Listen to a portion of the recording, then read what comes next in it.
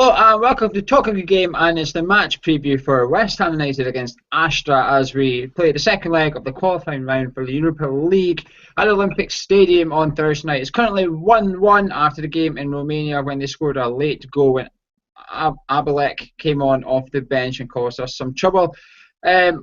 Before we go into the game, we've got our votes before the game on Thursday night. We've got a few spaces left, so if you do fancy giving the Hammers Chat votes a try, or you don't know what we're talking about, come on to our forum at hammerschat.com. There's a thread there all about it, and you can let us know if you fancy buying a ticket and joining the Hammers Chat lot for a pint before the game. Right, let's get straight into this. Tom, very first question. Do you care about the Europa League right now? I do care about it, yeah. I want to be in it. That's our ambition last season to get in it. We're in it. But now it just seems that, obviously, as you know, injuries are taking a massive toll on our squad. So, potentially, well, no, yeah, you're right. I'm not particularly bothered, Gio. That's the answer. I don't care, to be honest. Have you changed slightly since the Bournemouth win? I think before Bournemouth, I was thinking I'm not too fussed about it. We've got bigger things going on. But now we've got the 3 points in the bag. We've got players coming back from injury. I've gone back to my original stance, and that is I care about Europa League. I want in the Europa League. Tom, have you changed since the game at the Olympic Stadium on Sunday? Not really. I felt like it before, really, to be honest. With the injuries we got, the amount of injuries, to be honest, it would make sense to come out, because we haven't. One of the reasons I wanted Europa League this season, obviously, was mainly for the squad rotation as well, to get the players. Obviously, is not going to get like Obiang, the sort of fringe players that can't get the first team because there's better players than them obviously to get in the team. So I thought it'd be good for squad rotation, but now we're using them players actually in the first team squad. So, and we've let all the youngsters go out on loan, so we haven't even we can't put the youngsters out there see if they can do the job, but. Yeah, looking at Gio, maybe not, but I like Europa, obviously, in Europe, obviously going abroad myself personally. Yeah, Charlie, what's your opinions on the Europa League then? Are you hoping we stay in? How much do you care about the Europa League right now? Right now, I see it as the next. Right now, I see it as the thing that will propel us to the next level. I think when people talk about what players we need to get to that level, someone who, like, for example, a really good striker, people talk about right back, although not so much Byron, stuff like that. I think in order to attract those players, you need to consistently be in Europe. And for me, I think we've got a squad that is deep enough now of players of a similar quality, but we need to start taking steps up. We need to start upgrading some of those players. We need to trade like a Valencia or a Saka for someone even better than that.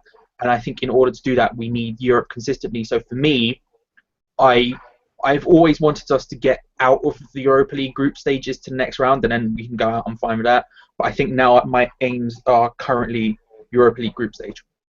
But how are we going to get those better players, Charlie? We ain't got the money. Listen, that's not my worry. That's the board's worry. They can say whatever they want about how much money we've got, but I think I think the time for us to buy an incredible marquee signing, or whatever you want to call it, has gone for this window. I think that went weeks ago. I'm talking about like next summer, and for that we have to make ourselves known. We have to put ourselves on that bigger stage.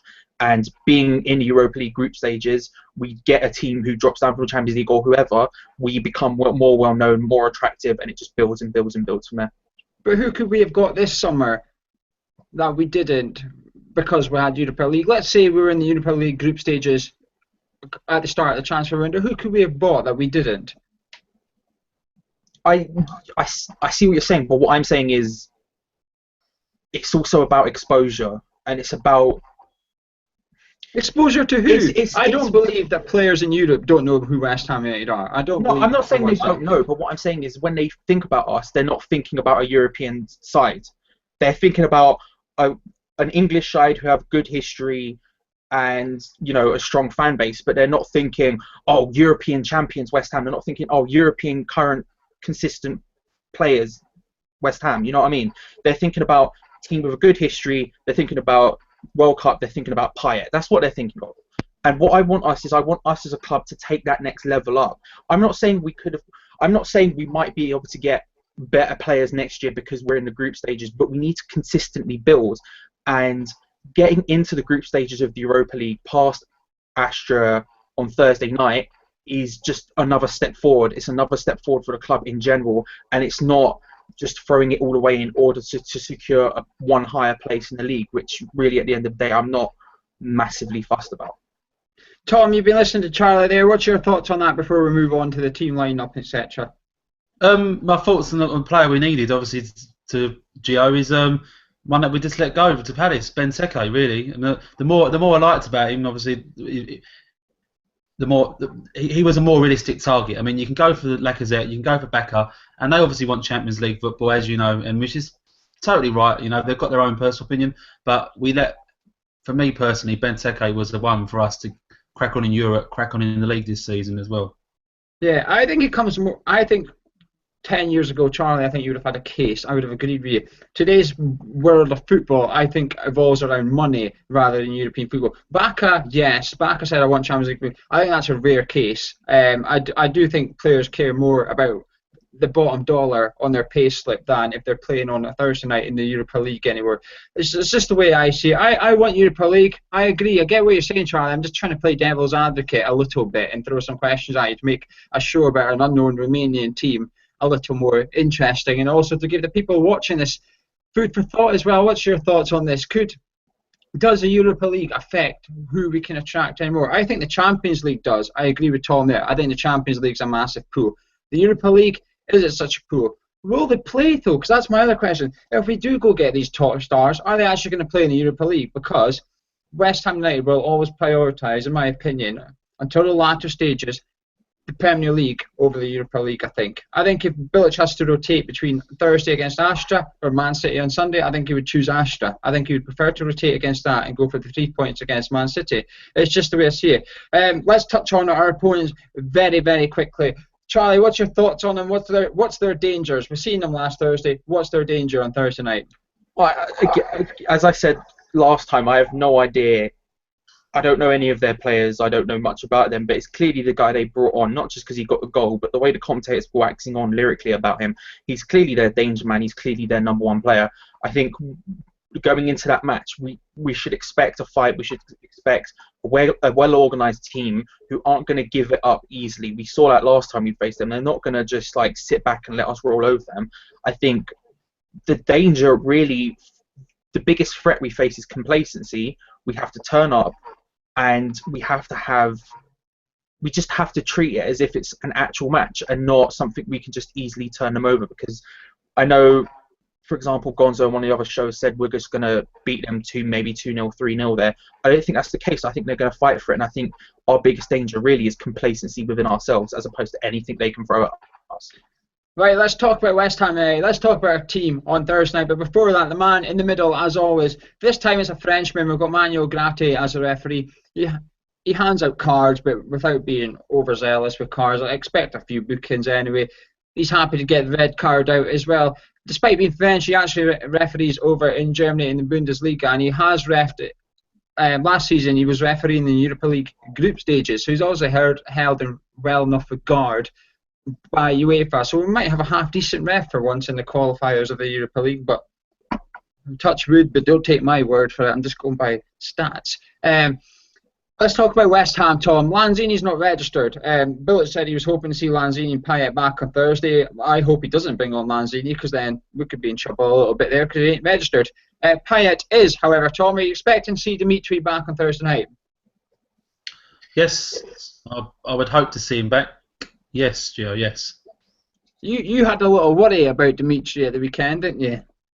Well, the rumours, as I said on Fancam for West Ham, the rumours were that he's gone to Real Madrid or another team. I mean, I hope it's a load of rubbish, because for me personally, when we haven't got him in the team, we just don't offer anything up top, especially with him and Lanzini missing, but especially with Payet. I mean, he is our creation, really, isn't he? He's the free kick merchant. Yeah, we're going to base, I mean, the chairman even came out and said that we're going to build our team around him, so a bit of a shock when I was hearing things like that, but football, as you said, it's money orientated, so who knows. I hope it's not true, and I hope we'll see him on Thursday. With Man City on Sunday, though, do you not think it would be risky bringing him back from injury we've just spoke about our injury problems building up, and although they're all due to come back at the same time, Lanzini's close, Feghouli should be back after the international break. Do you risk Payet on Thursday, Tom, or do you keep him fresh for City? I put him on the bench, and hopefully, we go 1 or 2 up in the first half, and nothing major scare, and if we need to put someone on the last 30, if it's still drawing, then whack him on, But put him on the bench and use him if we need him. Hopefully, we don't. Sounds like a good call to me. That's why I hope Bilic will do. Anyway, Charlie, the back four, we also can't play our left back, Arthur. I still can't say his surname. It doesn't roll off my tongue yet. Are you hoping Reece Burke slips in there? He signed a new 4-year deal today, Reece Burke. Fantastic news for West Ham. Fantastic for Reece. Sounds like he's going to go out on loan after the Europa League game on Thursday. I think this might be the last time we see him in a West Ham shirt this season because he's looking to go to the Championship. Would you stick him at left back, Charlie? Or are you bringing Reece Oxford in? I put him at left back again. He played fine there last time. It was perfectly serviceable. It wasn't this unbelievable, incredible performance, but it wasn't bad. And given the current situation, he's probably the best choice there.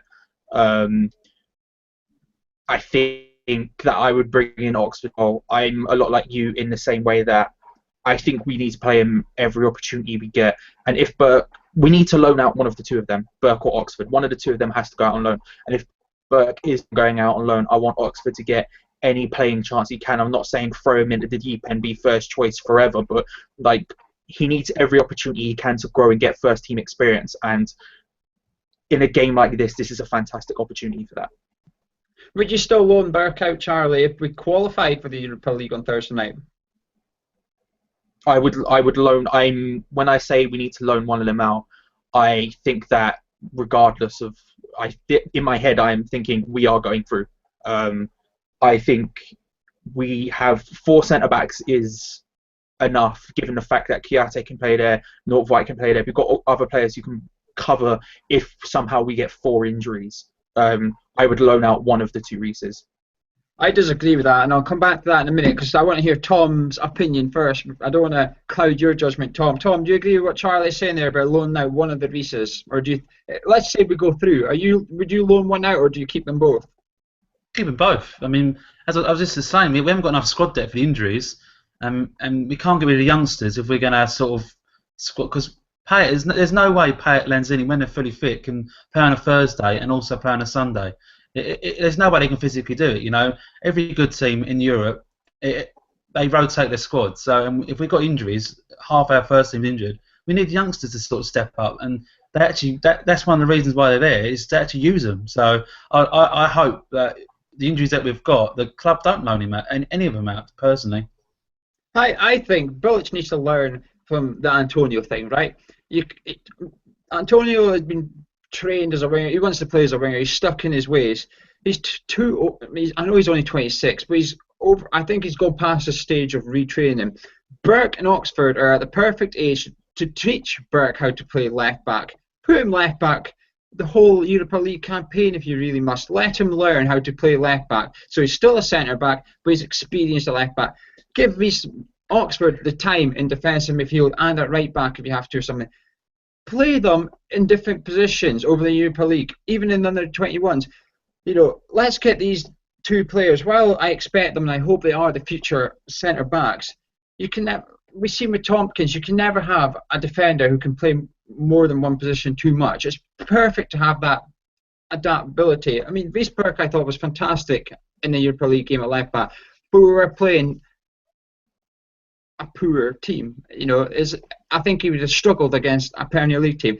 And I think if there's ever a time you train Reece Burke to cover left back, and when I say cover, I mean he only has to do it a couple of times a season if there's an injury crisis or something.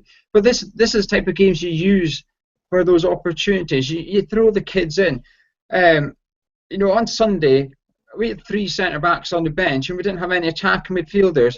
Where was Samuelson? Where was Brown? Why is Bilic not putting these kids on the bench and saying, I'm going to put my trust in them? If they're not good enough for the first team, then why are they not out on loan? Because, why why are they not going to a team they are good enough for and getting experience? I know they're playing under 21s football, but there's a strong belief in the West Ham fan base that these kids are good enough. They've got the potential to succeed at West Ham. Let's give them game time, even if it's just 10 minutes here and 10 minutes there in the Europa League. That's why Spurs benefited with the Europa League. They had Soldado up front in the Premier League, so they decided to rest him in the Europa League and play this kid called Harry Kane. Harry Kane banged him in the Europa League. Soldado still played crap. Eventually, the hand was forced. You need to give this Harry Kane a run in the league. You put him in, and they've never looked back. Now, I'm not saying that's going to happen with Fletcher or Martinez, but you just never know. You might find that Reece Oxford takes to the Europa League like a duck to water, and that he's champing on Bilic's door saying, I'm ready for the first team. I've proved it. You just never know. I think Bilic needs to use his kids more. Tom, am I going off on a tangent here, or do you agree with me? Do you think we need to see the kids a little bit more at West Ham and the Europa League is a platform? No, yeah, definitely, fully, absolutely agree with what you said. Yeah, you're right. You can teach the youngsters to maybe, as you said, cover left back and right back. But you can't teach someone who's been playing 8 to 10 years. You're totally right. Yeah, and this is what it's for. And the amount of injuries we got, as I said it before, we need the youngsters. And hey, if you get through the group stage, put five youngsters in the team. Say to them, look, we're not really worried about it now, so just really do your best, right? And give them the experience of playing with Payet and playing with different players in the thing. It's all good for them. It's all good for their learning. Charlie, you're sitting there. You look like you want to shout at me. What's your comment before we move on? I'm not saying you're wrong at all. I think you're perfectly right. But what I should say is the only situation I disagree with you in is Burke and Oxford, just because we have 4 players ahead of them. Like ahead of one of them, potentially, because we have Collins, we have Ogbonna, and we have Reed. And it's like, Samuelson, I don't get where he's gone. I want him to be on the bench, at least the bench in the last couple of Europa League games, and he's just disappeared. Someone like Marcus Brown, I wanted to see on the bench against Bournemouth. I was crying out during the Bournemouth game for Ashley Fletcher to come on. I want to see these young players play. I want to see them play any opportunity they get. Like I said with Oxford, any opportunity he gets to play, I want him on that pitch.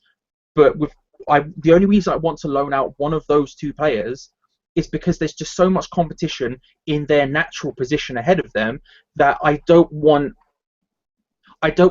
them to just be fine here, fine there, fine here, fine there.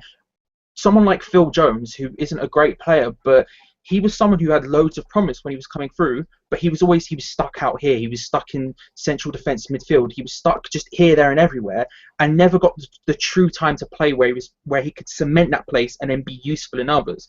And that's my worry. If we have 2 of these youth players behind 3 senior players, then they're not going to get enough time. That's why I'm saying you loan out one and then keep the other, so you can give him as much time as possible. But apart from that, I completely and utterly agree with you.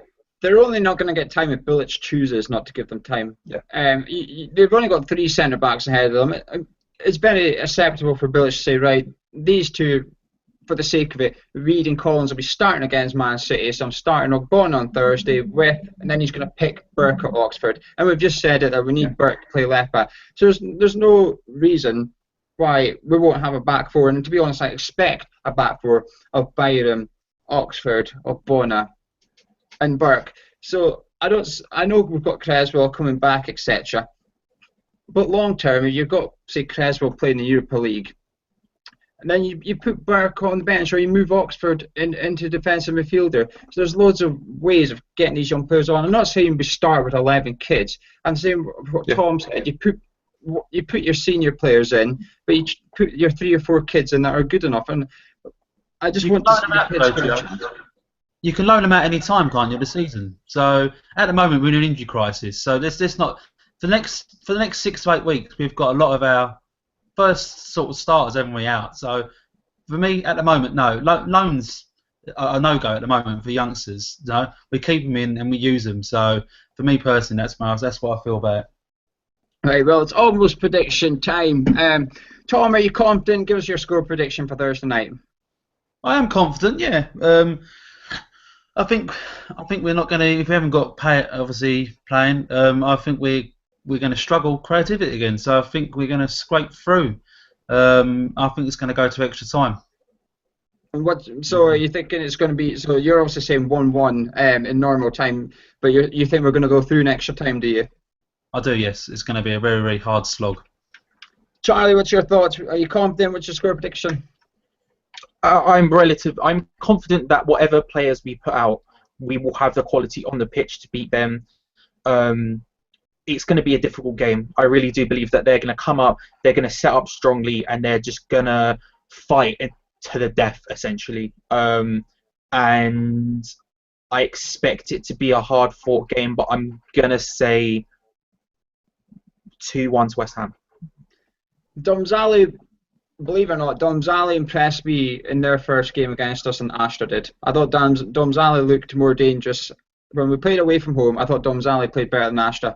I think they took the game to us, whereas against Astra, I think we sat back and invited them on. There was a difference there, and I don't think we're going to do that at home. I think if we go 1-0 up, I think we'll just keep tearing into them. I'm going to go for a comfortable 2-0. I can't see us being in too much trouble. I don't think we're going to create as much as we want due to the injuries, but I expect us to create plenty, and I think we'll go through with ease, and I think we'll be in the draw on Friday. But you guys at home, let us know what you think. You can let us know your score prediction in the comments below. Come onto our forum at hammerschat.com. Now, if you watch fan cams over at West Ham Fan TV, which you should, if you don't, do check them out. But we announced on Sunday that we will be playing West Ham Fan TV in a five-a-side game at the end of March for charity. It's 12 hours long. We'll be playing for the Bobby Moore and Dylan Totten BDS Foundation, so do keep your eyes out for more information. I'm not in good peak shape, so I'm gonna have to get sorted for March. But we've got lots of ex-players and West Ham celebrities popping along to have a game with us as well. So keep your eyes out. It'll be good to see as many of you on that day as possible. Do check out our social media. Twitter, it's at @hammers_chat, and Facebook and Instagram is just Hammers Chat. And make sure you subscribe to our channel here. But that's been Charlie, that's been Tom, I've been Gio. We're all predicting West Ham in the group stages of the Europa League. Let us know your thoughts.